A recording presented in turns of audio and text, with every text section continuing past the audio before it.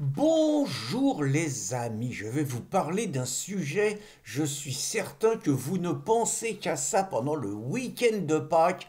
Dans un mois, qui c'est qui va remporter le duel de titans au sein de LR entre Wauquiez, je me rappelle même plus de son prénom, Laurent Wauquiez et Bruno Retailleau. Alors vous êtes nombreux à vous dire que vous en avez rien à foutre, exactement comme qui c'est qui va remporter le poste de premier secrétaire du PS. Est-ce qu'ils vont virer Olivier Faure et mettre le mari de Najat Vallaud-Belkacem, à nommer Boris Vallaud, qui a l'air de faire ce qu'il faut pour virer Olivier Faure.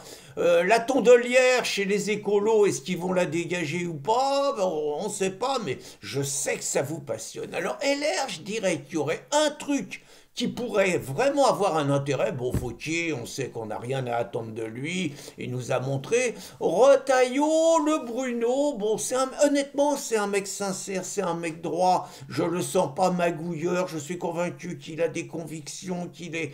Vraiment, ça fait partie des mecs de LR, je suis peut-être naïf, mais que je déteste pas. Voilà, on va le dire comme ça. Le seul intérêt d'une victoire de Retailleau, je vais vous dire, ça serait que Bruno, une fois qu'il a gagné, soit capable de s'émanciper définitivement du cordon sanitaire mis en place par Mitterrand et qui commence, ne fût-ce qu'au niveau des municipales, à envisager des alliances avec le RN, avec l'ensemble de la droite et tout, pour dégager la gauche de toutes les grandes villes. Vous voyez, s'il est capable de nous proposer ça, et si ça se traduit en 2027, si on vote pas avant, j'ai envie de dire, il faut que Retailleau gagne.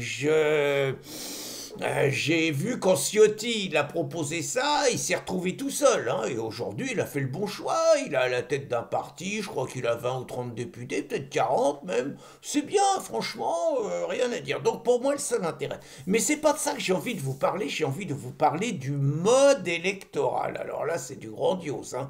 C'est-à-dire que les LR, ils sont passés. Ils avaient, il y a quelques mois, ils avaient 43 000 adhérents. Et là, ils sont en train de passer à 120 000 adhérents, tout simplement parce que vous assistez, je pense que le terme n'est pas excessif, vous assistez à un bourrage d'urnes massif, c'est-à-dire que tout le monde peut s'inscrire. Et on avait jusqu'à jeudi.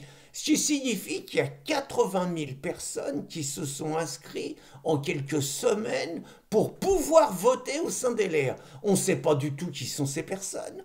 Ça peut être des mecs de gauche qui ont tendance à vouloir favoriser, je vais peut-être dire n'importe quoi, Wauquiez contre Retailleau. Ça peut être des mecs du RN qui ont aussi peut-être plus envie d'avoir Wauquiez en face d'eux que Retailleau. Ça peut être des socialos qui, pour quelque raison que ce soit, préfèrent plutôt miser sur Retailleau. Franchement, j'en sais rien, mais il y a quelque chose qui va pas. Moi, je connais, par exemple, dans mon coin, un militant de RN, un militant de LR, que je respecte. Le gars, il a 80, 84, 83 ans.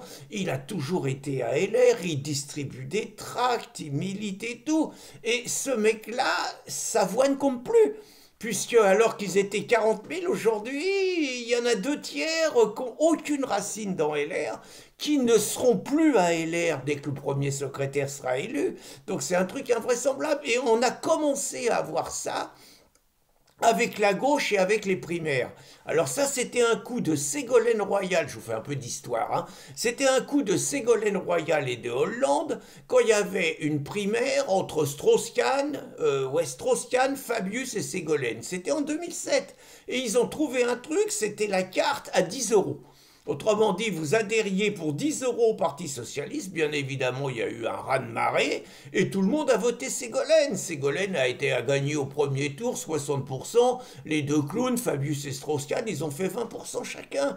Mais sauf que les mecs qui ont voté et qui ont fait élire Ségolène, 2 mois plus tard, ils étaient plus au PS. Vous voyez, c'est un bourrage d'urne massif. Alors après, il y a eu un autre truc. C'était Montebourg qui a monté ça. C'était pour jouer aux Américains, pour faire comme les Américains. On a organisé des primaires, mais des primaires où c'était pas nécessaire d'être militant du parti pour désigner le candidat du parti. Autrement dit, c'était une autre façon de déposséder les électeurs, les adhérents, les militants de leur pouvoir de vote. Et puis évidemment, la droite qui a dit que c'était pas bien en 2012, elle a fait pareil en 2017.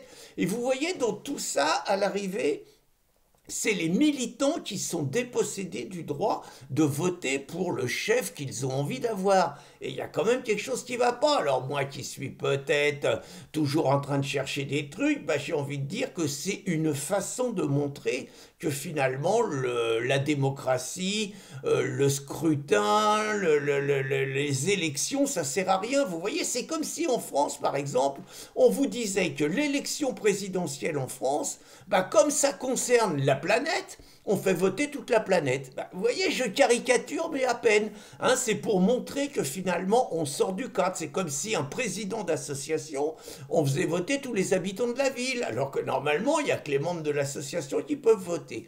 Voilà donc les commentaires que je voulais vous faire sur la prochaine primaire LR, en disant que quel que soit le vainqueur, je ne suis pas sûr que ça change grand-chose, mais que c'est surtout un gigantesque bourrage d'urnes légal. Bonne journée les amis!